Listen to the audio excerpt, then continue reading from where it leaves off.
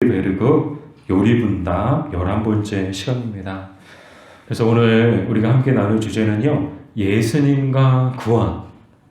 너무나도 익숙한 단어들이죠. 예수님, 하나님의 아들이시고 구원. 예수님과 구원은 정말 떼이래야 떼일 수 없는 관계라고 믿습니다. 예수님을 통해서 구원이 우리에게 임했고, 또 구원은 예수님 외에는 다른 방법으로 우리가 얻을 수 없는 것이죠. 그래서 오늘 그 이야기를 나누려고 하는데요. 그럼 먼저 29문 질문을 보면, 왜 하나님의 아들을 구주 예수라고 부릅니까? 자, 예수님을 왜 구주라고 부르는가? 왜 구세주라고 부르는가? 그것을 묻고 있죠. 우리 답부분을 같이 한번 읽어볼게요. 그분께서 우리를 구원하시며 우리를 죄에서 건지셨기 때문입니다. 더욱이 우리는 다른 데서 구원을 찾아서는 안 되고 찾을 수도 없기 때문입니다. 아멘. 자, 왜 예수님을 구세주라고 부르는가? 왜 예수님을 구원자라고 부르는가? 그 이유는 너무나도 분명하죠. 그분이 누구예요? 예수님께서 우리를 구원하셨기 때문이다. 예수님 외에 우리를 구원할 수 있는 이 땅에 그 어떠한 신도, 그 어떠한 존재도, 그 어떠한 사람도 없어요.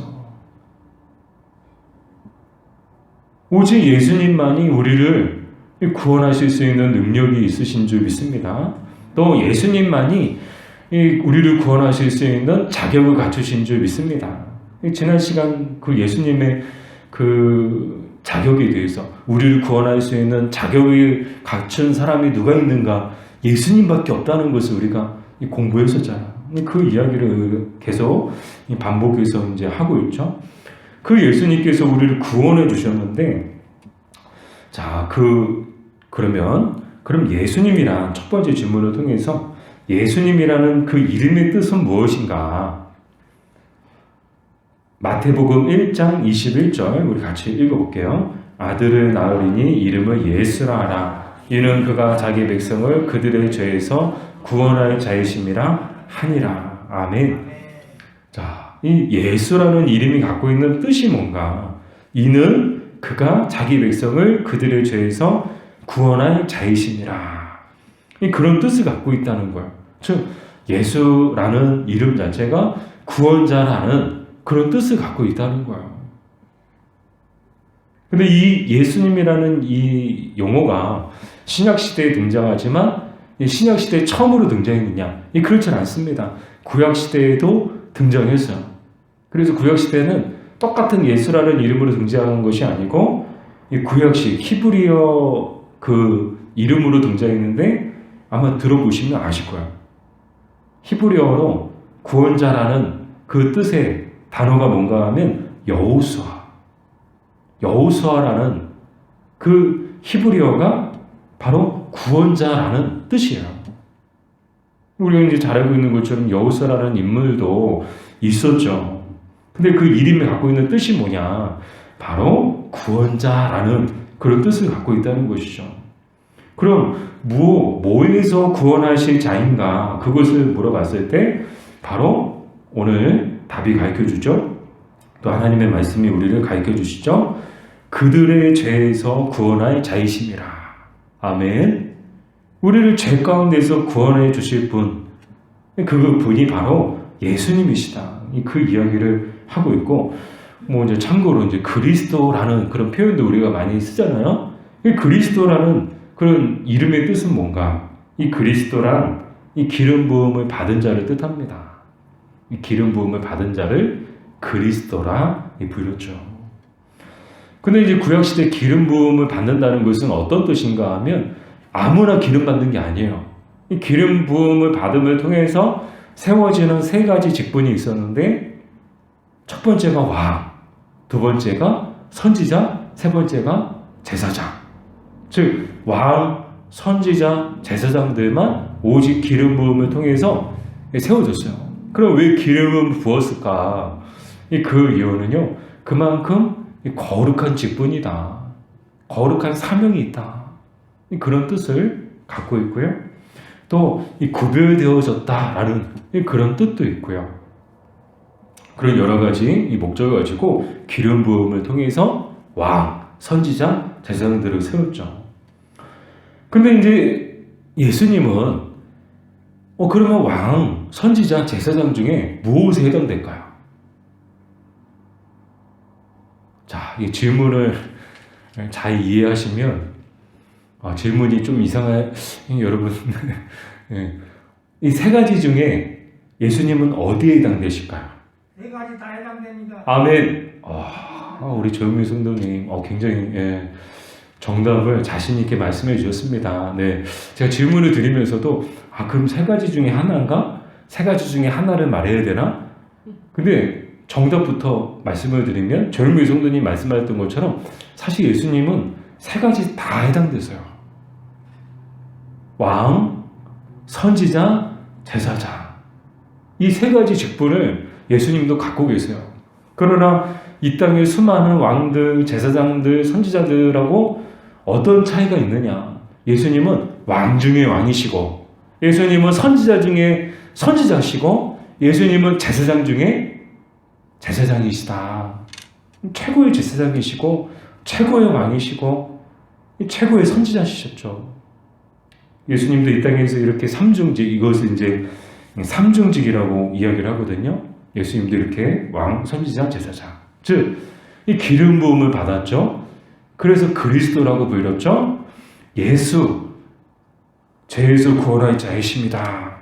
그런 뜻을 갖고 있다는 것을 살펴봤고요. 그럼 구원이란 뭔가? 자, 예수님께서 우리를 구원해 주셨는데 이 구원이란 뭔가? 시편 130편 8절 말씀을 같이 읽어보겠습니다. 그가 이스라엘을 그의 모든 죄악에서 속량하시리로다. 아멘. 자, 우리가 마태복음 1장 21절에서 나왔던 예수라는 이름의 뜻이 갖고 있는 그 의미에서 이미 이제 봤던 내용이죠. 똑같은 이야기를 하고 있어요. 어디서 구원하는 것, 뭘 구원이라고 이야기하는가? 모든 죄악에서 건져내는 것을 구원이라고 말한다는 거예요. 더 쉬운 표현으로 말씀을 드리면 물에 빠져서 죽어가는 사람을 건져냈어요. 그게 뭐예요? 그게 구원이다. 똑같아.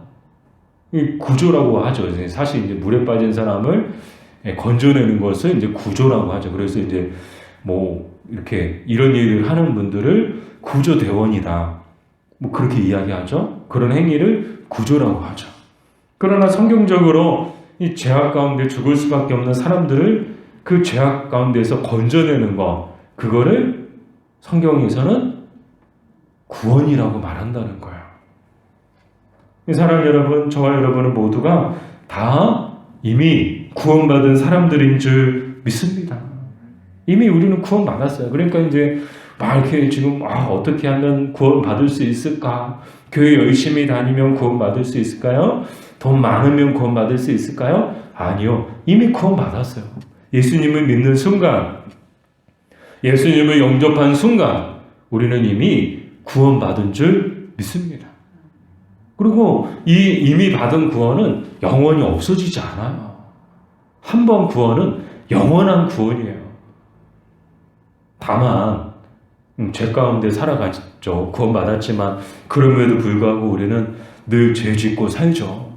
그럼에도 불구하고 한 번 받은 구원은 없어지지 않는다는 거예요. 영원하다는 거예요. 뿐만 아니라 이 구원이라는 말이 어떤 뜻을 갖고 있는가 하면요. 우리 시편 16편 11절 말씀을 같이 읽어볼게요. 주께서 생명의 길을 내게 보이시리니 주의 앞에는 충만한 기쁨이 있고 주의 오른쪽에는 영원한 즐거움이 있나이다. 아멘. 자, 이 구원이라는 어떤 뜻인가? 앞에서 살펴봤죠? 죄악 가운데서 건져내는 것이 구원이다. 건짐받은 게 구원이다. 죄와 사망 가운데서 건짐받은 게 구원이다. 그러나 그것만이 구원이냐? 그렇지 않다는 거예요. 구원이라는 것은 주로 인하여, 즉 우리를 구원하신 예수 그리스도로 인하여 기뻐하고 즐거워하는 것까지 포함한다는 거예요. 아멘. 이 시편 16편 11절 말씀이 바로 그 말씀을 우리에게 알려주고 있잖아요. 주께서 생명의 길을 내게 보이시리니 이 생명의 길이 뭐예요? 구원이죠. 구원의 길이죠. 주의 앞에는 충만한 기쁨이 있고 주의 오른쪽에는 영원한 즐거움이 있나이다. 주로 말미암아 우리는 구원받음으로 말미암아 기뻐하고 즐거워하는 삶을 살아야 하는 줄 믿습니다. 얼마나 기쁜 일이에요. 구원받은 것이. 아무나 구원받을 수 있는 게 아니었잖아요. 그죠? 오직 하나님께 선택받고 또 그럼을 통해서 그 선택받은 자들이 하나님 앞에 믿음으로 화답함을 통해서 받은 것이 이 구원입니다. 그러니까 구원은 우리 일생일 때 정말 모든 인생 가운데서 가장 크고 놀라운 역사적인 사건인 줄 믿습니다. 또 가장 큰 우리가 정말 우리 인생 가운데 받은 가장 큰 선물인 줄 믿습니다. 가장 큰 복인 줄 믿습니다. 가장 큰 기쁜 일인 줄 믿습니다. 이 구원하고 비교가 될 만한 게 있을까요? 아무리 건강하면 뭐예요? 구원받지 못하면 지옥 가야 되는데요. 아무리 돈이 많으면 뭐예요? 그 돈 가지고 천국 못 가거든요. 오직 이 하나님의 은혜를 입은 사람들만이 구원을 받는다라는 것을 우리가 잊지 않았으면 좋겠습니다. 세 번째로 예수님 외에 다른 데서 구원을 찾을 수 없는 이유는 무엇인가요? 사도행전 4장 12절 같이 읽어보겠습니다. 다른 이로서는 구원을 받을 수 없나니 천한 사람 중에 구원을 받을 만한 다른 이름을 우리에게 주신 일이 없음이라 하였더라. 아멘. 자, 예수님 외에 다른 데서 구원을 찾을 수 없는 이유는 무엇인가? 오늘 말씀이 그 이유를 가르쳐주고 있죠. 다른 이로서는 구원을 받을 수 없나니 다른 이름을 우리에게 주신 일이 없습니다. 오직 예수 그리스도, 오직 예수님의 이름만 주셨다는 거예요. 너희가 구원받을 이름은 오직 예수. 너희들 이 이름만 기억해라. 다른 이름은 없다. 오직 우리를 구원할 자의 이름은 하나다. 바로 예수다. 예수. 계속해서 디도서 3장 4절에서 6절까지의 말씀을 우리 같이 읽어볼까요? 우리 구주 하나님의 사랑하심이 나타날 때 우리를 구원하시되 우리가 행한 바 의로운 행위로 말미암지 아니하고 오직 그의 긍휼하심을 따라 중생의 씻음과 성령의 새롭게 하심으로 하셨나니. 아멘.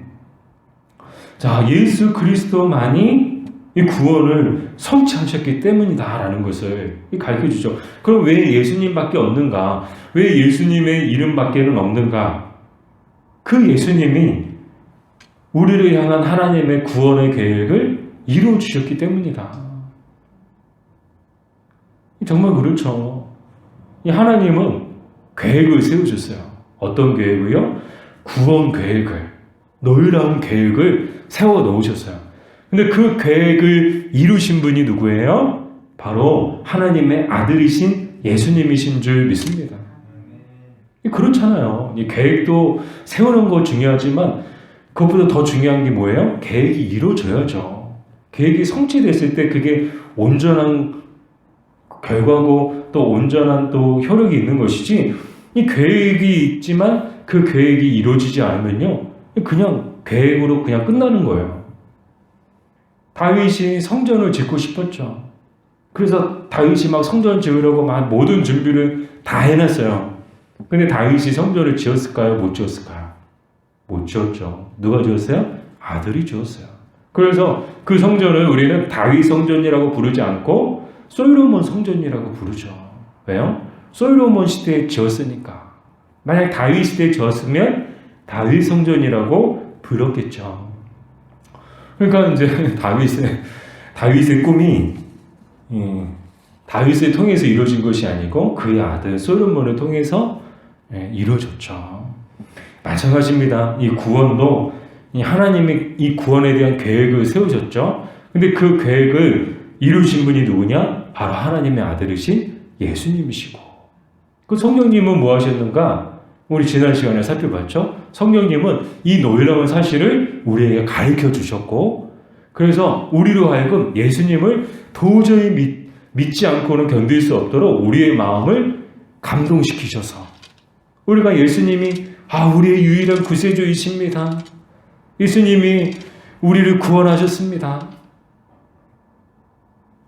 그런 믿음의 고백을 하게 하셨다. 그래서 이 구원이라는 것은 정말 성부, 성자, 성령의 합작품이에요. 누구 하나도 빼놓을 수가 없는 거예요. 하나님은 빼고 생각할 수 있을까요? 안 돼요. 예수님은 빼고 생각할 수 있을까요? 안 돼요. 성령님을 빼고 생각할 수 있을까요? 안 되는 거예요. 성부, 성자, 성령 이 세 하나님께서 온전히 합력하셔서 우리의 구원을 이루어 주셨다. 이것을 늘 기억하며 살았으면 좋겠습니다. 그 네 번째, 구원을 어떻게 받을 수 있나요? 자, 요한복음 1장 12절 같이 읽겠습니다. 영접하는 자, 곧 그 이름을 믿는 자들에게는 하나님의 자녀가 되는 권세를 주셨으니 아멘. 자, 구원을 어떻게 받을 수 있다고요? 영접하는 자, 곧 그 이름을 믿는 자, 그 이름이 뭐예요? 예수 그리스도. 예수님의 이름을 믿는 자, 이름을 믿는다는 것은 우리가 이제 성경에서 이제 계속 이제 이름 얘기가 나오잖아요. 이름이 상징하는 것이 뭔가? 이 구약 시대 또 성경에서 이름이 갖고 있는 의미는요, 그 존재 자체를 의미해요. 그 이름을 믿는다. 그냥 이름만 믿는다, 뭐 문자만 믿는다. 이 그런 의미가 아니고 그 모든 존재를 믿는다. 그 이름이 예수 그리스도잖아요. 예수 그리스도. 그냥 이름이라는 그 이름만 뭐 홍길동하면 홍길동이라는 이름만 믿는 게 아니고 그 이름이 갖고 있는 그 모든 존재, 예수 그리스도 그분의 모든 것을 믿는다는 것을 뜻하는 것이죠. 자, 이렇게 구원이라는 것은 예수 그리스도를 믿음으로 받는 것이다. 자, 이것 역시도 이 하나님께서 정해 놓으셨죠. 어떻게 구원을 받을 수 있는가? 이거 우리가 이제 선택할 수 있는 게 아니고 하나님이 정해 놓으신 거예요. 어떻게 구원을 받을 수 있는가? 영접하는 자, 곧 그 이름을 믿는 자들에게 하나님의 자녀가 되는 권세를 주셨으니. 아멘. 믿음으로 우리는 구원받은 줄 믿습니다. 그러나 우리가 자랑할 것이 없는 것은 이 믿음조차도 하나님의 선물이기 때문인 줄 믿습니다. 하나님이 선물 주셨어요. 어떤 선물을 주셨어요? 믿음을 주셨어요. 이 믿음이 어떻게 우리에게 선물로 다가왔는가? 성령님이 하신 거예요. 성령님이 우리 마음 가운데 믿음의 씨앗을 심어주셨어요. 그리고 성령님께서 그 믿음의 씨앗에 날마다 물을 뿌려주셨어요. 그랬더니 이 믿음이 어느 순간 전에는 보이지 않았어요. 나한테 믿음이 있나 없나. 근데 성령님께서 계속해서 물 주시고 영적으로 물 주시니까 이 믿음의 씨앗이 어떻게 해요? 막 이렇게 움틀움틀하면서 딱 이제 나오는 거예요. 그러면서 이제 비로소 우리가 온전한 믿음을 갖게 된 줄 믿습니다. 자, 정말 그렇죠. 근데 믿음조차도 하나님께서 우리에게 주신 선물이다. 근데 생각해 보면 구원은 정말 은혜예요, 은혜. 구원 받은 것도 은혜고 예수님을 믿는 믿음을 갖게 된 것도 은혜고 다 하나님의 은혜인 줄 믿습니다. 지금도 은혜고 앞으로도 은혜인 줄 믿습니다. 이 은혜 아니면 우리는 살아갈 수 없는 사람들이죠. 은혜 가운데 우리는 살고 있죠.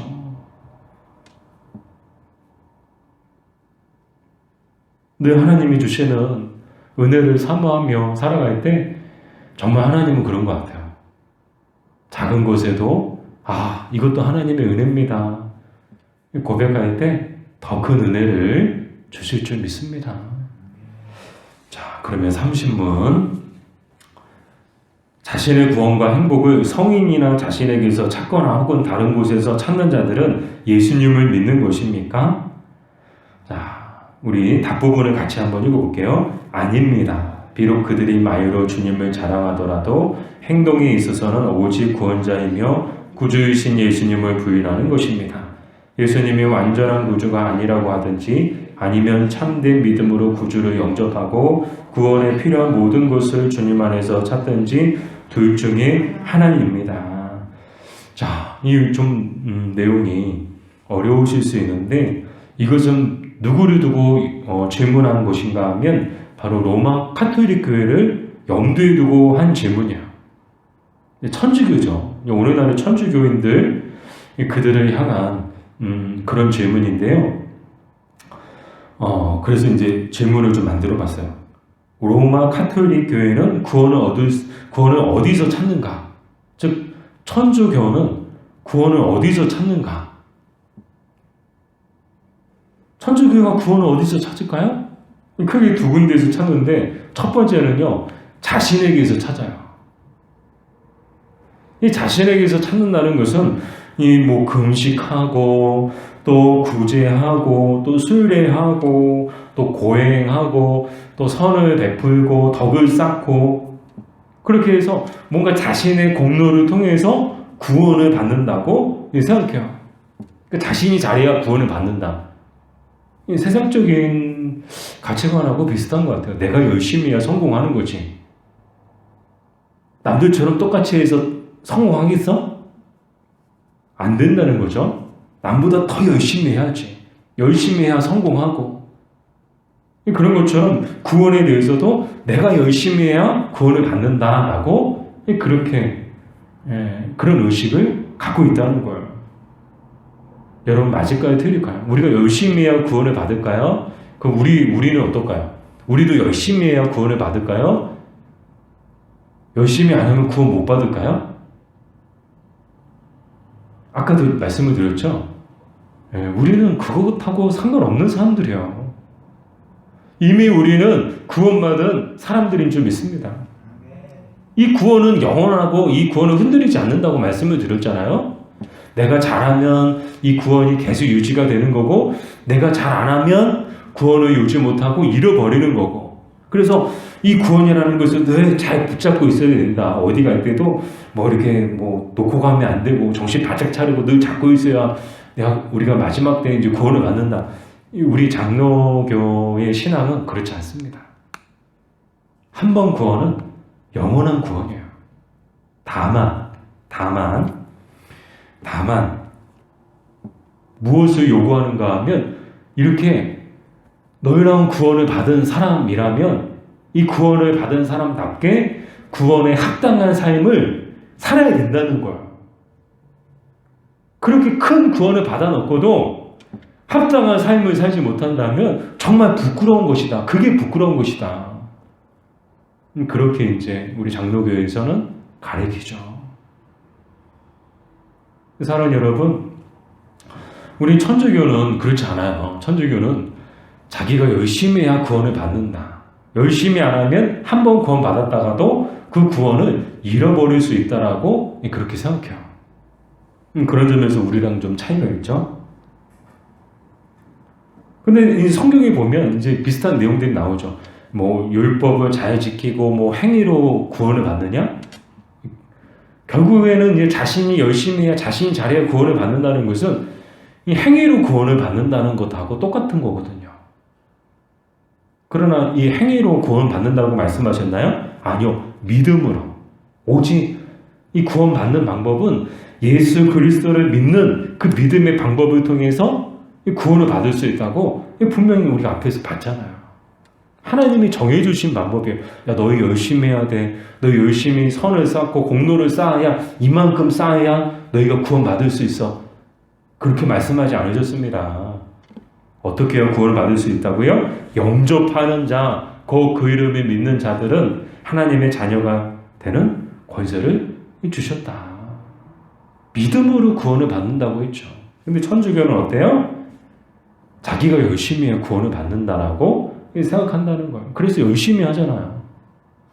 천주교인들은 왜요? 그렇게 해야 구원을 받으니까 열심히 하는 거예요. 막 금식도, 구제도, 수일에도. 또 이 카톨릭 교회는 구원을 어디서 찾는가 하면 미사, 우리의 예배죠. 미사, 또 사제, 또 나무 십자가, 마리아상, 그런 것들을 통해서 구원을 받을 수 있다고 생각하는 거예요. 그래서 마리아상 앞에서 막 열심히 기도하고 그런 거 보셨죠? 성당 같은 데 가보면 다 이게 마리아상이 다 있어요. 그 앞에 막 촛불 켜놓고 그 앞에서 막 기도하고 또 미사라고 하죠? 예배 막 드리고 그런 것들을 열심히 해야 또 구원을 받을 수 있다고 생각하는 거예요. 사제 앞에서 막 자기 죄 고백하고 그래서 뭐 사제가 뭐 이렇게 하라 그러면 그거대로 하고 그러면 다 용서받는다 그렇게 생각하죠? 여러분 이 죄 용서받는 거는 사람을 통해서 받는 것이 아니고 오직 예수 그리스도를 통해서 우리가 하나님께 죄 용서함을 받는 것인 줄 믿습니다. 사제가 용서해 주는 게 아니죠. 하나님이 용서해 주시는 것인데 무엇을 보고 용서해 주시는가? 예수 그리스도 그 보혈의 그 공로와 그 보혈의 은혜를 통해서 우리가 용서함의 은혜를 받는 거예요. 우리가 뭐 열심히 뭐 미사를 뭐 예배를 열심히 드리고 뭐 나무 십자가 앞에서 열심히 나무 십자가를 막 이렇게 막 정말 신처럼 막 섬기고 뭐 마리아상 앞에서 열심히 뭐 기도하면 그러면 구원을 받는가? 아니죠. 그렇게 구원받는 것이 아니고 오직 예수 그리스도를 믿음으로 이 구원을 받는 줄 믿습니다. 자, 그럼 중요한 문제 궁금해들 하시죠. 로마 가톨릭 교회에서 구원받을 수 있나? 천주교도 구원이 있는가? 있다 없다? 말이 많죠. 그런데 엄밀하게 이야기하면 자, 요한계시록 14장 12절 말씀을 같이 볼게요. 요한계시록 14장 12절 성도들의 인내가 여기 있나니 그들은 하나님의 계명과 예수에 대한 믿음을 지키는 자니라. 아멘. 자, 이 말씀을 근거로 해서 천주교에도 구원이 있다 없다? 뭐 이렇게 동전의 양면처럼 무조건 있다 없다라고 말할 수는 없고요. 있을 수 있다라고 이야기해요. 천주교에도 구원이 있을 수 있다. 근데 그 전제가 뭔가 하면요. 비록 이 천주교라는 그 카톨릭교에 섞여 있다 하더라도 미신적인 행위를 따라가지 않고 미신적인 행위가 뭐예요? 막 마리아상 앞에서 막 기도하고 막 십자가를 막 우상처럼 막 숭배하고 막 그런 행위를 따라가지 않고 그러한 것들을 신뢰하지 않으며 믿음을 가지고 예수님을 사랑하는 자들이 있다면 그들은 구원받을 수 있다는 거예요. 그러니까 온전한 믿음, 예수님에 대한 온전한 믿음을 가지고 많은 천주교인들이 하는 것처럼 뭐 마리아상 앞에서 촛불 켜놓고 기도하고 사제한테 자기 죄 고백하고 그래서 용서받았다고 생각하고 뭐 자기 행위를 통해서 뭐 자기가 열심히 해야 구원을 받는다고 생각하지 않고 오직 예수 그리스도의 믿음으로 구원을 받는다. 예수 그리스도 이름 외에 구원받을 방법은 없다. 이런 바른 믿음을 갖고 있다면 그 사람은 그 가운데서도 구원을 받을 수 있다는 거예요. 그러나 그렇게 구원받는 사람들이 과연 얼마나 있겠는가? 그거는 의문이라는 거죠. 모두가 다 그런 사람들이 모여있는 곳에서 정말 그 안에서 정말 우리 개혁교회, 개신교회처럼 이런 온전한 믿음을 가지고 그 안에서 그 믿음을 가지고 신앙생활 한다는 것이 쉬운 일일까요? 어려운 일일까요? 저는 어려운 일이라고 생각해요. 그 분위기 안에서는 모두가 다 마리아 막 제발 그러지 뭐 마리아 막 그러면서 이제 이 마리아 뭐 마리아가 뭐 예수님보다 더 위대한 존재가 돼버렸죠. 교황이 뭐 예수님보다 더 위대한 존재가 돼버렸죠. 교황의 말 한마디에 뭐 마치 뭐 하나님의 말씀인 것처럼 그렇게 생각하고 뭐 교황에게는 뭐 죄가 없고 뭐 그런 잘못된 그런 분위기와 그런 어떤 분위기 가운데서 정말 바른 믿음을 가진다는 것이 쉬운 일이겠는가? 결코 쉬운 일이 아니죠. 어렵고 힘든 일이죠. 그래서 가장 좋은 것은 만약에 이제 그런 믿음을 가진 분이 그 안에 있다면 거기 계속 계시지 마시고 그냥 쉬운 표현으로 그냥 우리 교회 와서 같이 예배 드리시면 되는 거예요. 왜 거기서 그렇게 힘들게 예배를 드리세요? 힘들게 그런 믿음을 이렇게 어떤 이렇게 사명감을 가지고 이게 바른 믿음으로 인도한다는 그런 특별한 사명감을 가지고 거기 계시다면 모르겠지만 그렇지 않다면 정말 바른 믿음, 참된 믿음을 찾아서 정말 그 바른 믿음, 참된 믿음을 지향하는 그런 교회 공동체 가운데로 들어오셔서 정말 그 안에서 함께 신앙생활하는 것이 정말 행복하고 정말 좋은 모습이지 않을까요?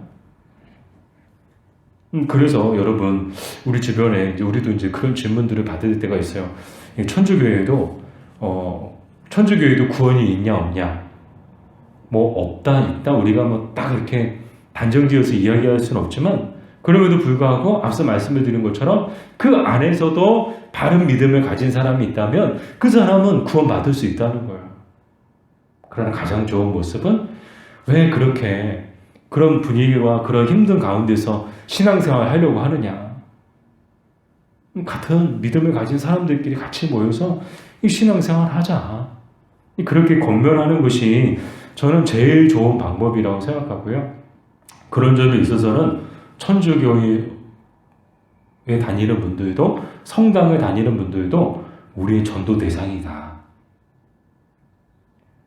바른 믿음으로 인도해야 될 사명이 있잖아요. 우리가 잘해야 구원을 받는 게 아니잖아요.